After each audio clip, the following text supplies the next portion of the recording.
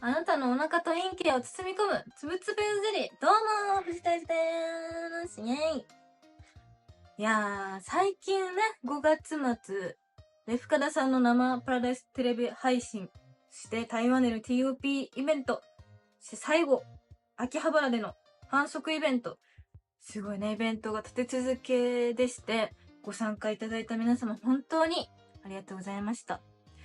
さあ、今回はね、喋ることいっぱいで、時系列順にね、振り返っていきたいなと思います。まず一つ目のね、深田さんの生パラダイステレビ配信。いやー、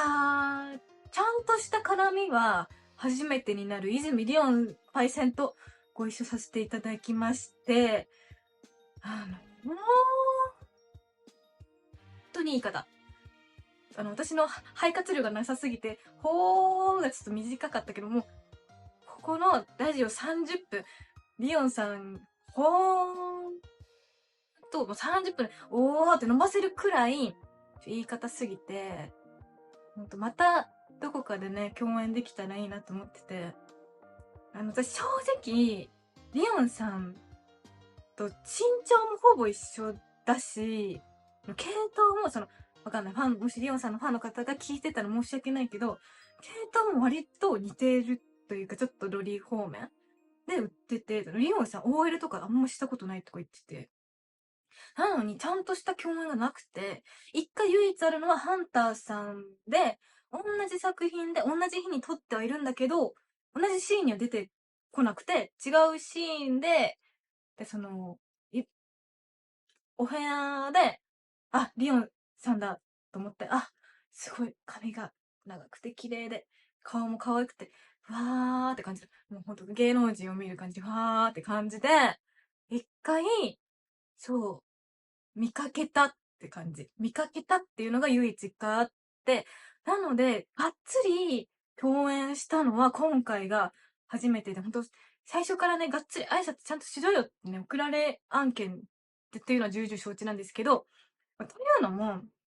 私、こう見えて、どう見えてるかわかんないけど、結構人見知りで、会いに来てくれたファンの方には、なるべく、楽しくね、お話ししたいと思って、もちろん私のこと好きで来てくれてるから、そこはね、楽しく話せるんだけど、女優さんって、いろいろ言葉選ばずにいろんなタイプの方がいるわけです。さ、私、可愛い女の子に嫌われるのが、ゴキブリを見かけることよりもすごい嫌で、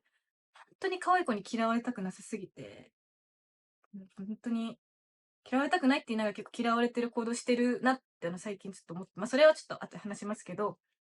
だから、リオンさんはどうなんだろう、休憩中とか話しかけても大丈夫な方なのかなとか、私ごときがね、フランクに言っていいのかとか、どうなんだろうと思ってて、なかなか他の女優さんと共演するときも、結構自分からはがっつり話しかけに行けないというか、なんか、例えばハンターで共演初めてですとか、もうレッケも始めて半年も経ってなくて、共演も初めてでっていう子には結構がっつり大丈夫だよとか言えるんだけど、自分より歴が上の先輩ってやっぱ後輩としてどう振る舞っていいのかっていうの結構ね、難しいなーってね、やっぱ常々思ってるんだけど、だからリオンさんも、今回バラエティ配信で一緒になるのに、仲良くなっときたいけど、休憩時間結構入りから始まるも1時間半くらいがっつり控室一緒で、いやー、これ話しかけていいのかどうなのかなって結構お互い無言でスマホを見ている時間があって、やっぱお互い結構ね、探り合ってた時間があったんだけど、一回なんかのきっかけで、衣装合わせだったかな。その時に、一回、タイミングで話したらもう超雪解け。もう、すごい、すごい積雪地の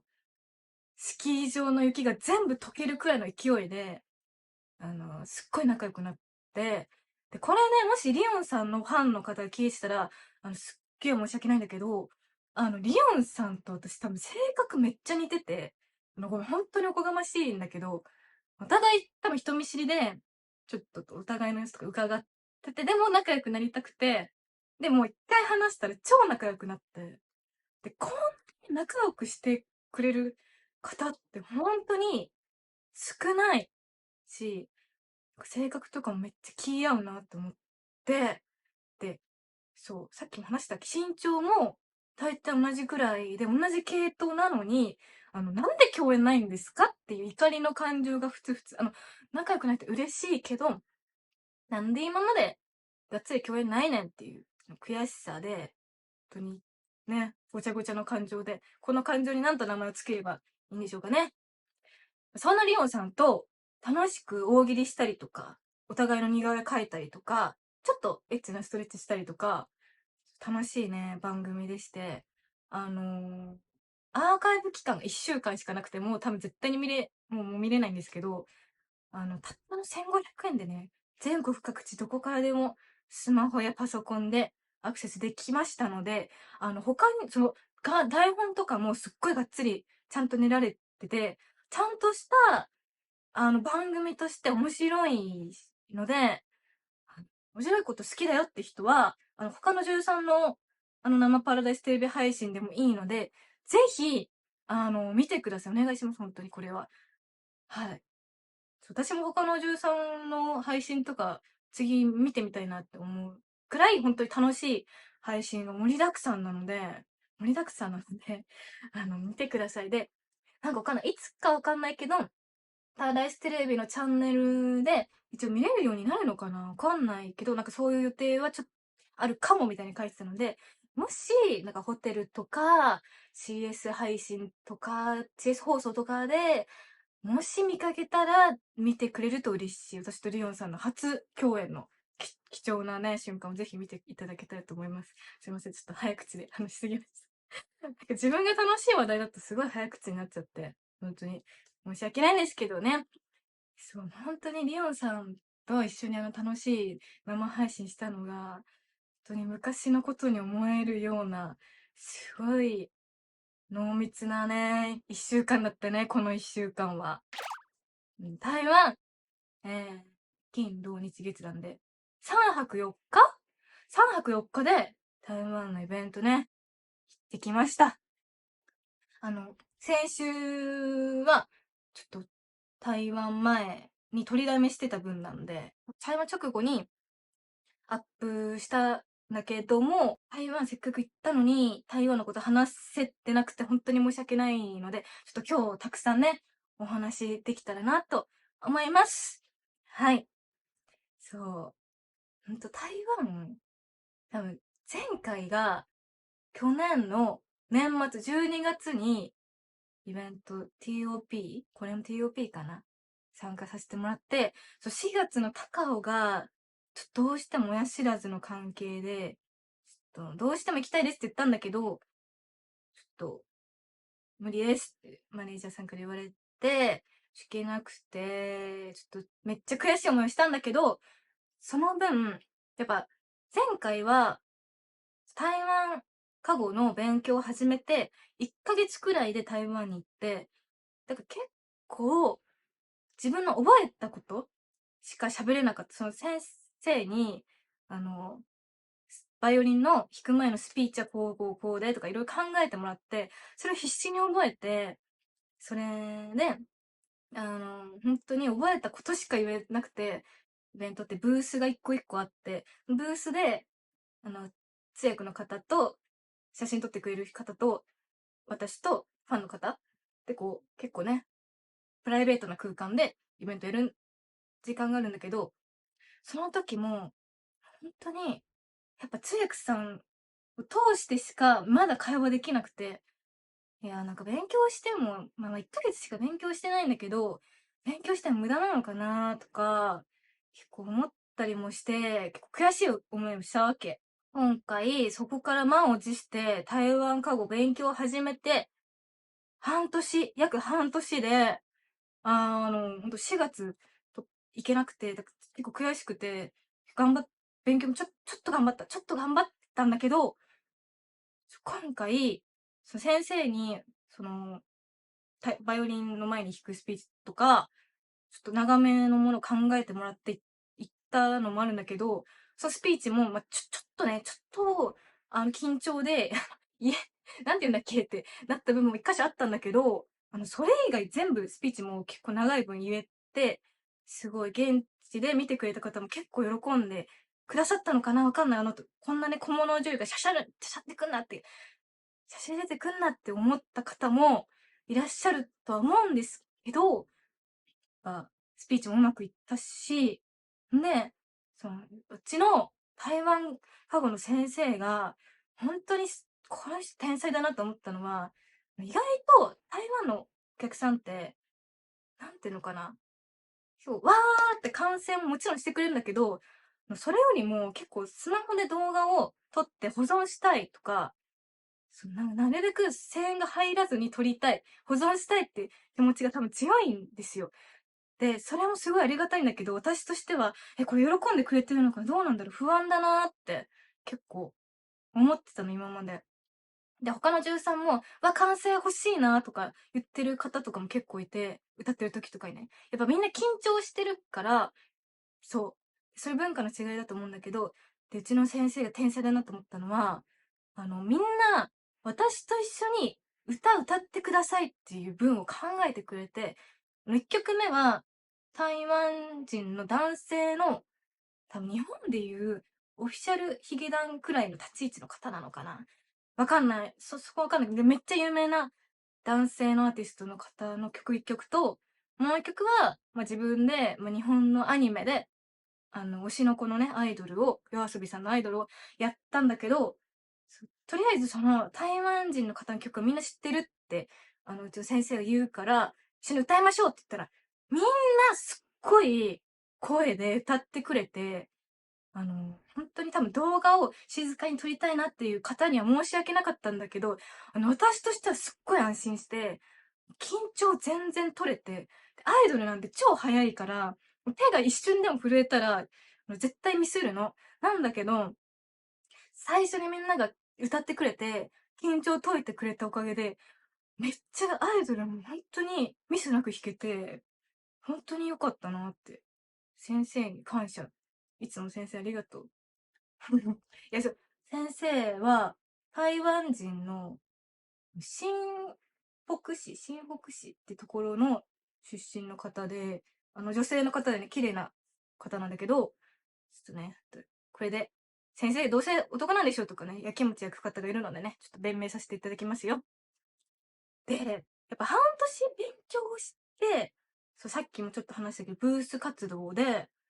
1対1でね、お客さんと話して写真撮影したり、サインしたりとかね、するんだけど、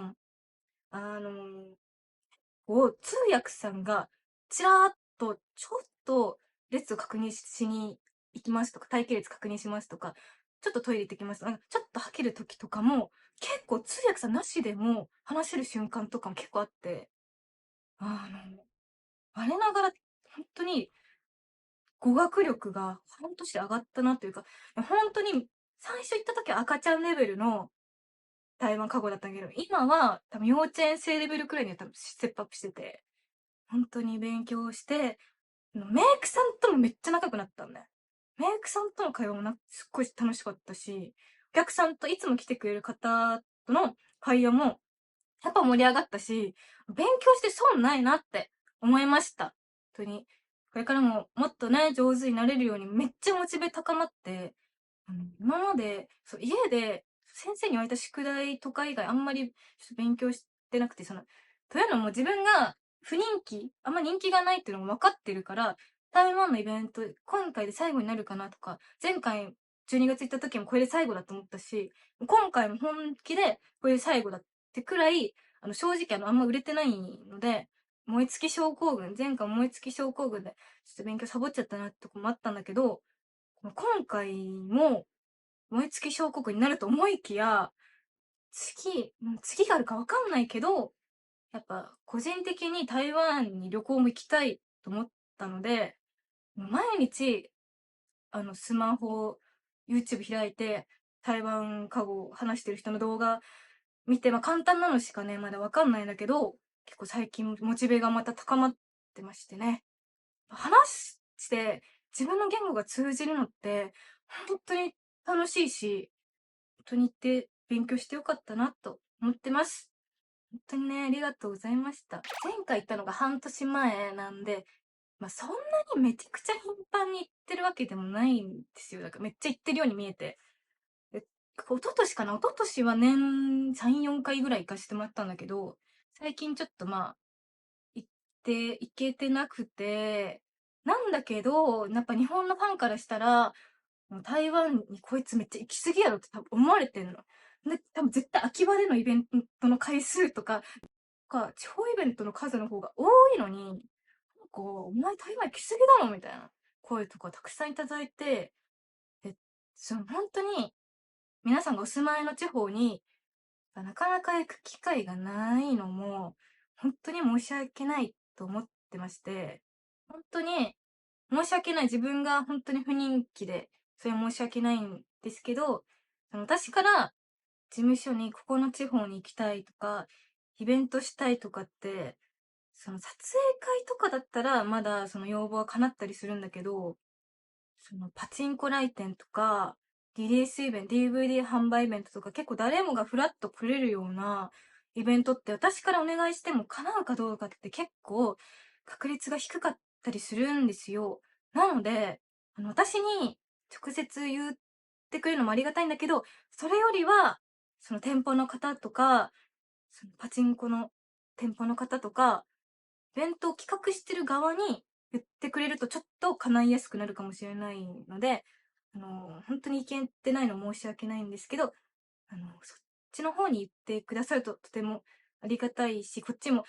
不人気でいけてなくてごめんねって謝らずに、ちょっと自己肯定感下がらずに済むので、あの、できれば店舗の方に言っていただけるとありがたいですね。はい。で、みんな台湾に来すぎだろうって多分思ってるのは、台湾の方がギャラがいいとか、台湾でお前らどうせ売春してるんだろうって多分みんな思ってるから、お前台湾行き過ぎだろ、ちょっと日本のファンのこと考えるって多分思ってると思うんですよ。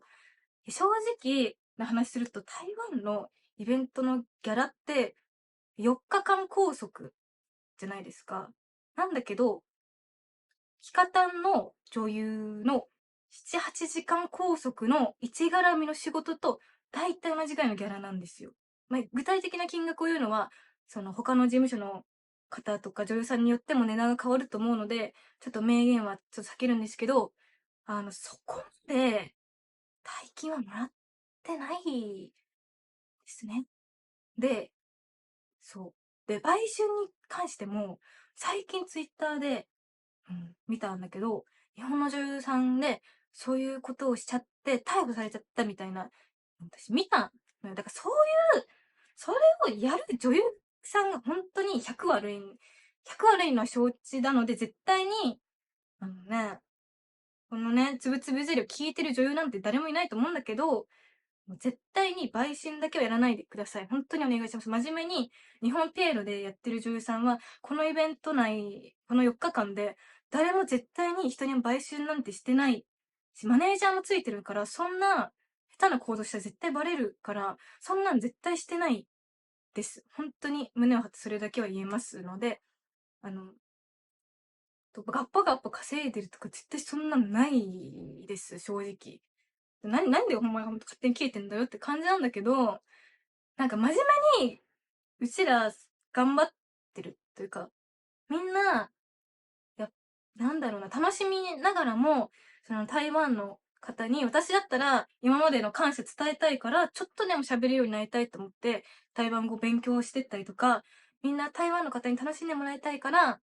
その歌の練習したりとか、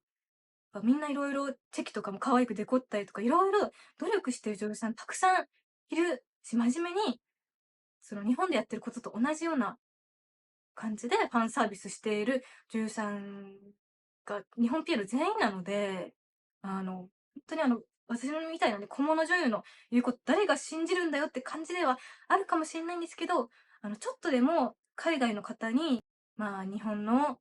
AV 見てほしいなとか、ちょっとでも知名度上げてファン増やして、こういうね、つぶつぶゼリーの視聴者増やしたりとか、SNS での活動を見てもらったりとか、いろいろファン増やしたいなって思いで、いろいろ地方イベントもパチンコも海外も同じ思いで真面目にやってるので、台湾だけなんていうのかな、ちょっと、違った目っていうのかな。なんか、まだ変なことしてんじゃないのかってうがった目で見るのは、ちょっと控えていただけると、本当にありがたいなと思います。はい。もう、本当に変なことしてる女優が100悪いんだけど、真面目にやってる人もいるので、あの、みその活動を日本を裏切ってるだろうとか、そういうことはちょっと思わないでいただきたいし、日本で結構台湾帰ってすぐ秋葉でイベントやったりとか、地方イベントもやりたくても、私がちょっと本当申し訳なくて売れてない状況だから、開けてないの、本当に申し訳ないんだけど、やれるように努力は、しますので、撮影会とかは、ちょっと、その、まあ、ちょっと大変だなとか、やっぱ自分の精神力がちょっと弱いのもあって、なかなか開けてなくて、本当に申し訳ないんですけど、本当にみんながフラッといけるような、その活動をもっと日本でもできるような女優になりたいと思ってますので、ぜひ、いろんな店舗さんに会いたいよって方は、いろんな店舗さんとかにとかメーカーさんに声かけていただけるとすごく、励みになりますので、あの、台湾での活動も少しでもね、応援して、頑張ってなれない土地でも頑張っていってるんだなとか、ちょっとでも認めていただけると、本当に女優一同嬉しいので、ぜひとも、やっぱり日本のファンに、日本の同じ国民なのに、その人たちに、あの、台湾はちょっとって言われると結構傷つくので、やっぱ、同じ国民としてはまっすぐに応援してくれると嬉しいなと思います。ごめんなさい。本当に。私本当に半年間、本当お金かけて台湾語勉強しているので、なんかそういう風に言われると結構悔しいところもあって、自分がもちろん台湾でも結果残してなくて、次行けるかどうかとかもわかんないんだけど、他の13とかがもう悪く言われてたりするのかなとか、そういうのも結構辛いし、他の真面目に頑張ってる女優さんを守りたいなって思いで、ちょっと今回語らせていただきました。ちょっとね、何回も同じ話したり聞き苦しかったりしたら、本当に申し訳ないです。はい。そう。で、台湾過去話せて、改めて台湾人の方の温かさとか、陽気さとかにもちょっと触れて、ちょっとね、今回めっちゃ腹立つことがあったんだけど、台湾の方にじゃなくて、うちのマネージャーにめっちゃ腹立ってることがあって、夜市に行きたかったんです、みんな。うちの GG の女優陣。最後の日に夜市行きたいなーって思って、なんか最後、日曜日の夜にイベント終わって、みんなで、他のピエロの女優さんとかスタッフさん含めてみんなでご飯食べて、ホテル戻ったのがだいたい10時とか夜の10時で、夜市が徒歩15分ぐらいのところにあって、その夜市がホテルマンの方に聞いたら12時ぐらいに閉まるよって教えてもらって、夜市なんて別に1時間もあれば1時間弱、30分とかで、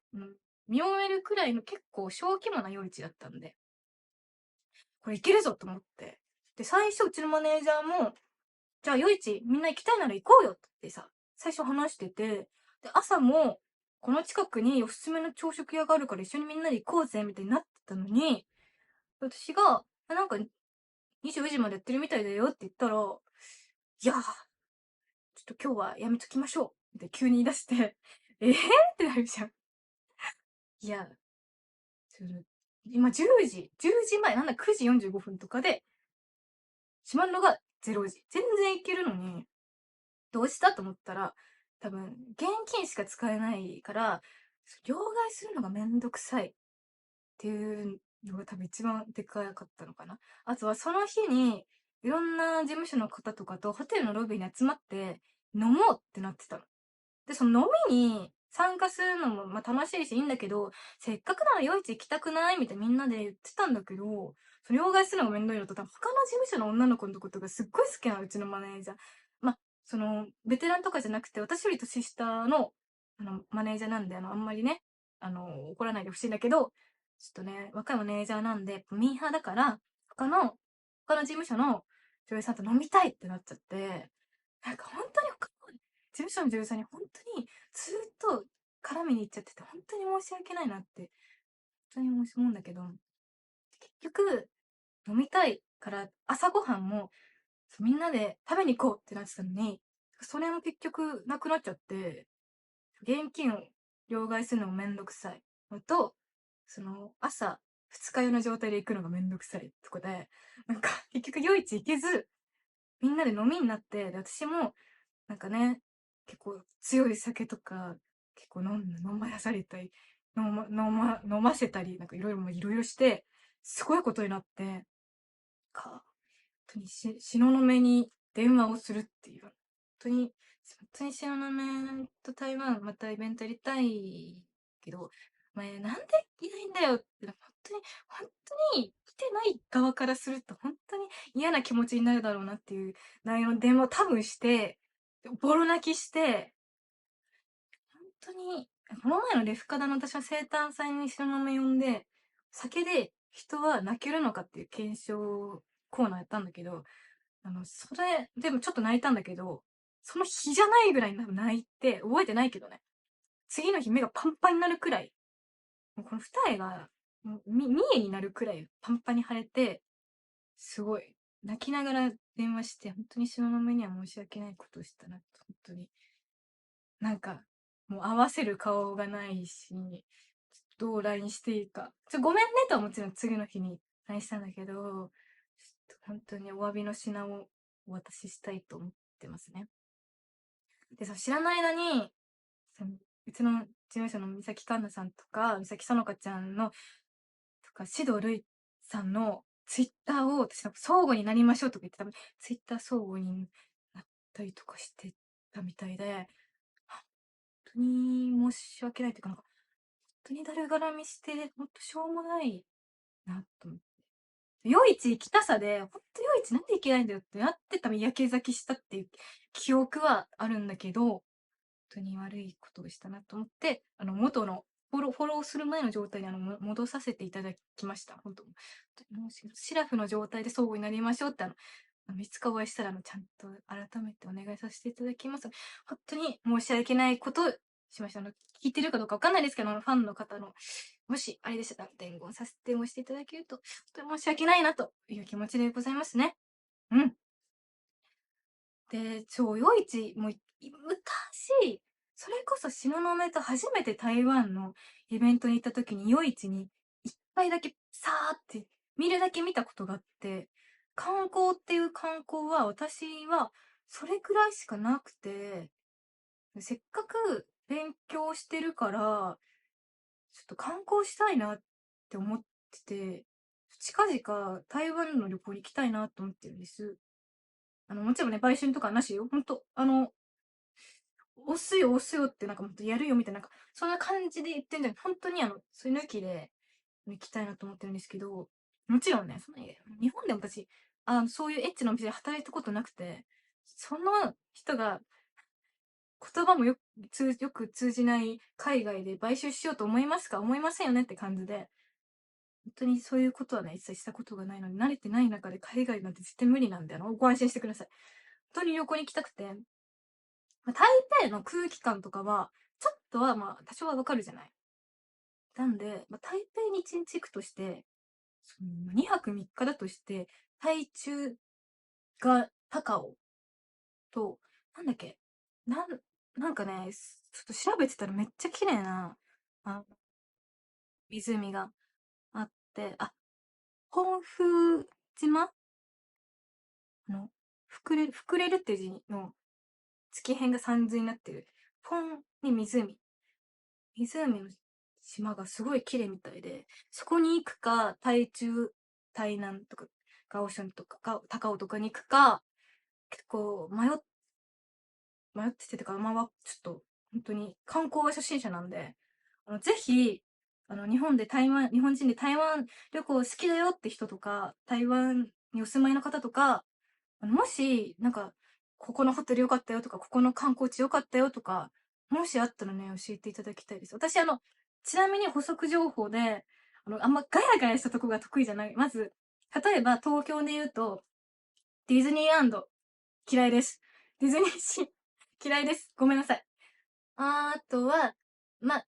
池袋、渋谷、新宿もできれば行きたくない。新宿は、レフカダさんのあれとかもいろいろあるんで、今行くけど、よっぽど仕事の時以外はあんまり行かないかなってくらい、人混み嫌いです。なんで、ちょっと落ち着ける雰囲気の、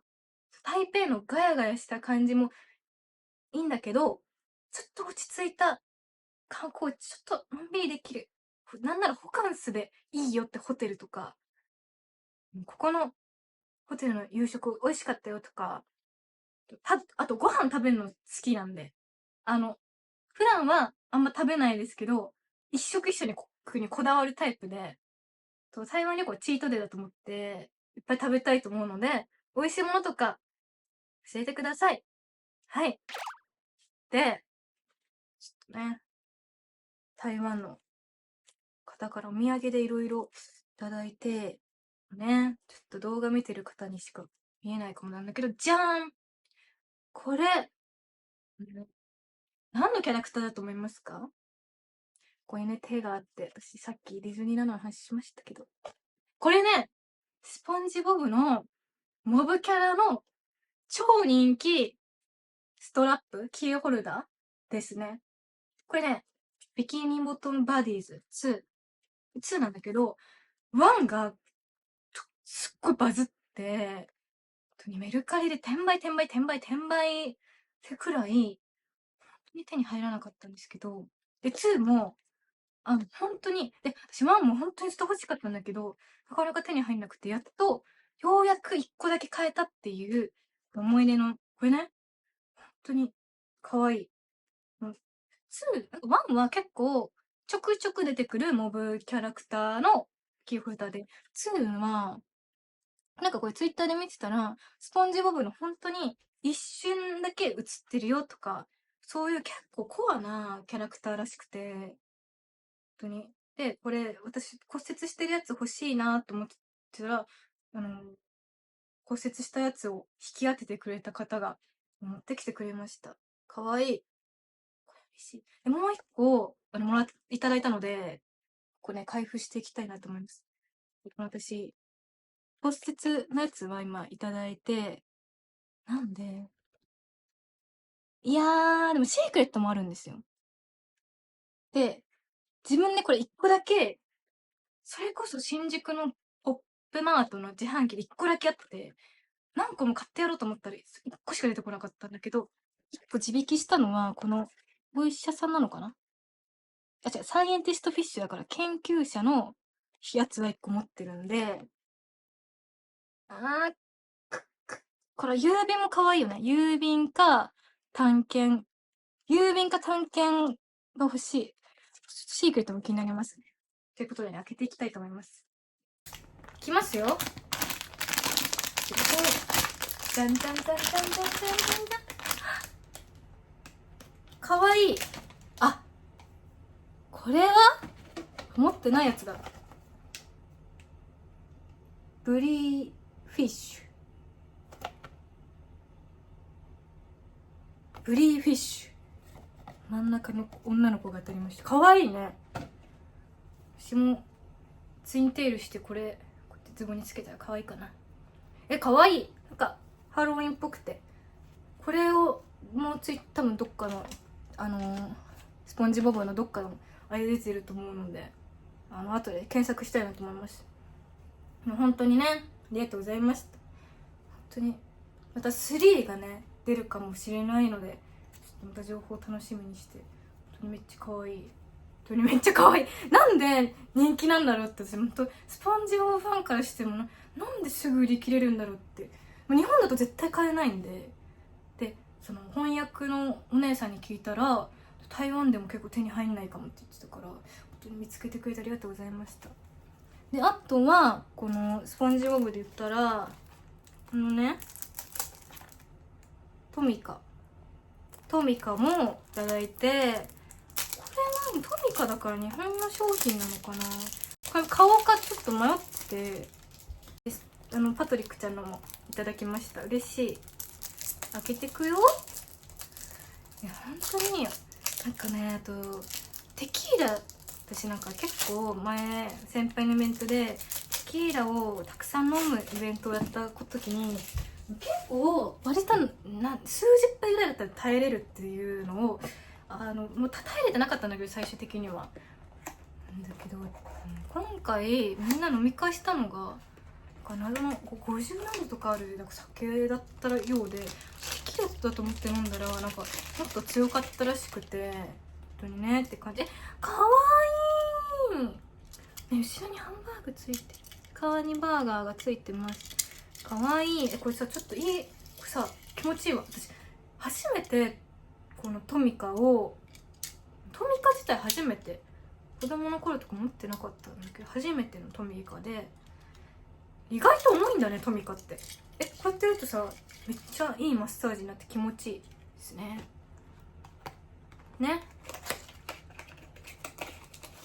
パトリックちゃんもね、かわいいかわいい、見てかわいい、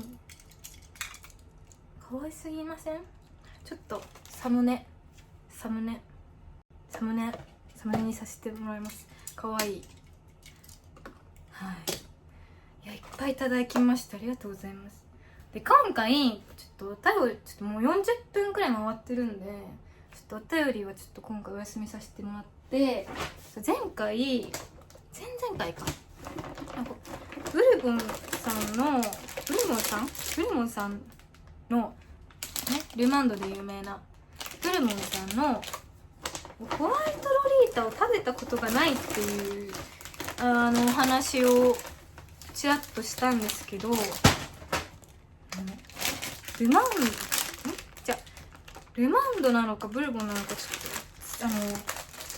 ちのファンの方がね全種類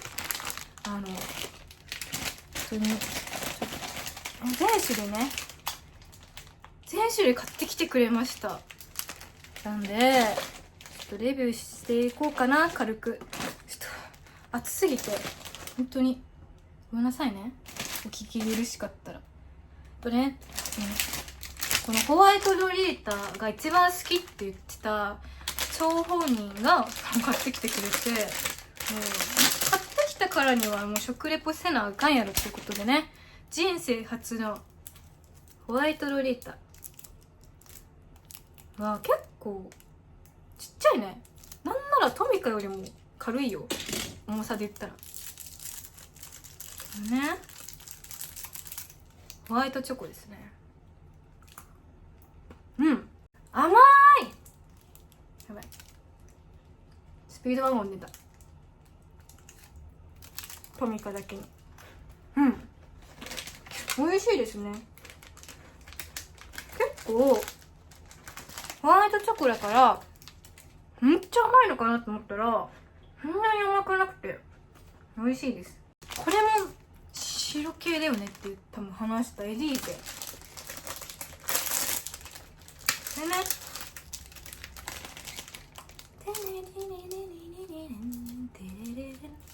エリーゼのためにしか2本入ってんのこれ。お得じゃん。2本入ってました。お得だね。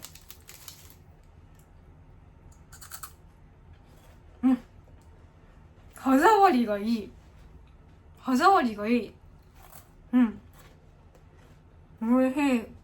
香ばしい。確かに私ウェハースめっちゃ好き。なんかビックリマンチョコとかめっちゃ好きなんで嬉しい。バームロールも多分食べたことあったかなかった気がするんだよな。せっかくなんで。これ結構ぎっしりめ。バームロールぎっしりと、トミカよりはちょい軽いぐらいかな。軽いぐらい。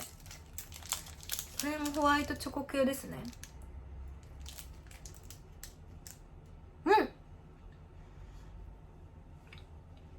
これ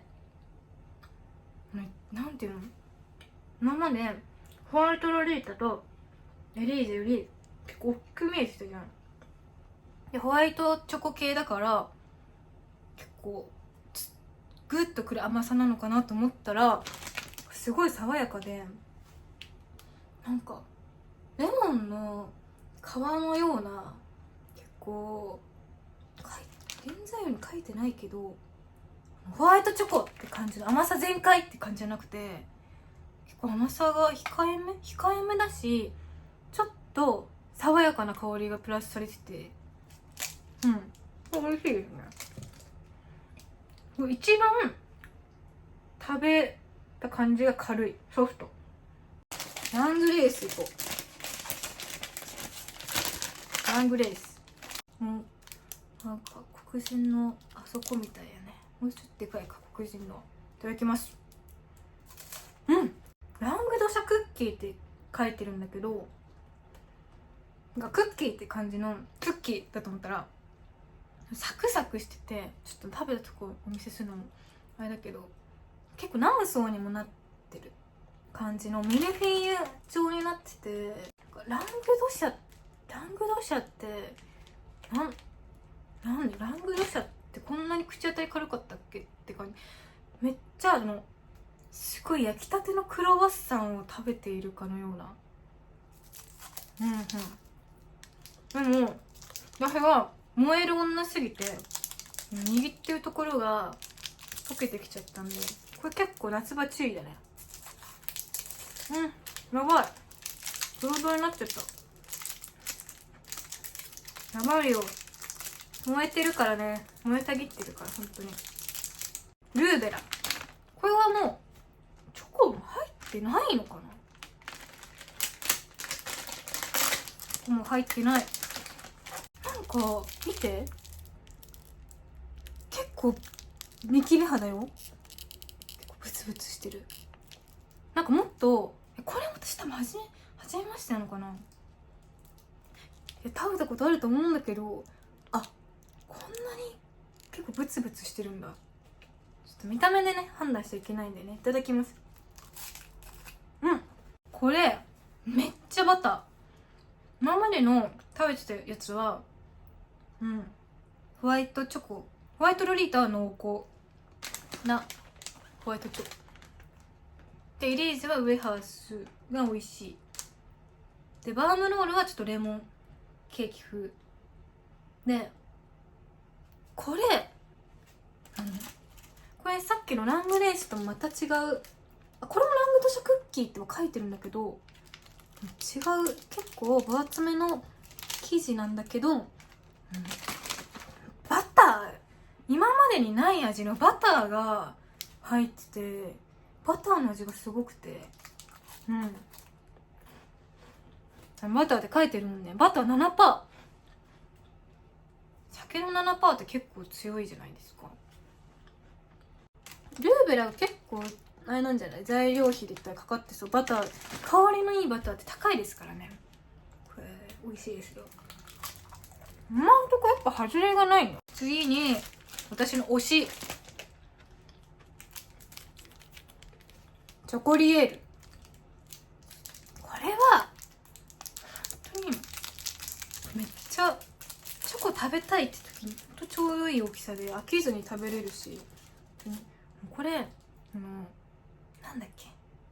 アルフォートと同じ仕組みの味がするんだけど、ここがチョコじゃない、後ろがチョコじゃなくて端もこう持てるんで手がベタベタにならずに食べれるんですよ。美味しすぎて気絶するかと思った。全部クッキーとかウエハースとかの部分の味が全部違うなって。これは全粒粉の香ばしい味のクッキーですね。普通のクッキーが緑茶だとしたらこれ麦茶、ちょっと香ばしい、ちょっと例えがちょっと変だったけどほうじ茶とかなんかめっちゃ香ばしくて、正統派ってよりはちょっと香ばしい感じの上品、すっごい上品ですやっぱり。チョコリエールがめっちゃ上品だとしたら、ホワイトロリータはやっぱ甘さがガツンだから、ちょっとやっぱロリータっていうかちょっと子供の好きそうな味だなって思いましたね。いい意味で。最後はね、ルマンド。これはもう日本のお菓子で一番有名なんじゃない？一番有名だと思います。わかんないですけど、台湾でルマンドって見なかったんで。これはこう触るとベタつくんで、でもまた私燃える女なのであんま長く持ちすぎてるとどんどん溶けてくんで、ちょっとねお話もいいんですけど、いただきます。ココアクリームで包み込みましたって書いてて、中身はさっきいただいたこのラングレースの中身と結構似てるけど、こっちのラングレースはチョコ、ザ・チョコ。こっちはココアクリームで、なんだろう、やっぱ安心する味。だからどっちかというとラングレースの方が王道なチョコなのに、なんでこっちの方が売れてるんだろうっていうのは疑問に思いますね。でも AB の何が売れるか分かんないからね。そういうことなのかね。でもこれとラングレースと中身が似てるようでちょっと違うんだ。こっちはクレープ生地だから、よく屋台とかに売ってるクレープ、でっかいクレープの端っこのカリカリしてるところがあるじゃない。あれをもうちょっと薄くした感じの生地の薄さで、味はクレープの味だ。でこっちのラングレースはラングドシャクッキーだから、やっぱ若干こっちのルマンドの方が多分バターとかの味が強いのかなっていう気はします。こっちの方が風味が強い、香りが強い気がします。なんか本当に食レポ人生初だったけど、どうでしょう。どれが美味しかったかというと、かな、バームロール。これ新たな発見だったね。なんかこれさ、すっごい甘そうに見えるから、本当に疲れた時に食べるようなのかなと思ったら、意外と清涼感があって、なんか朝とかに食べたい、朝食代わりに食べたい味でした。ホワイトロリータも美味しかったです。はい、今日はちょっとお便りちょっと読む時間がなくて、もう53分回ってるんで、これでね今日はエンディング。はい、ということでね、台湾の話、そう秋葉の話するの忘れてた、ごめん。休日ってやっぱ大きなメーカーさんがイベントをされてるので、事務所主催ってなると結構平日の夕方になっちゃってて、ちょっと申し訳なかったんですけど、仕事終わりの方がねいっぱいそれに来てくれて、本当にね嬉しかったです。とね、そうやって秋葉の話を忘れるから、台湾にばっか行くのよって言われるんだろうなって思いましたね。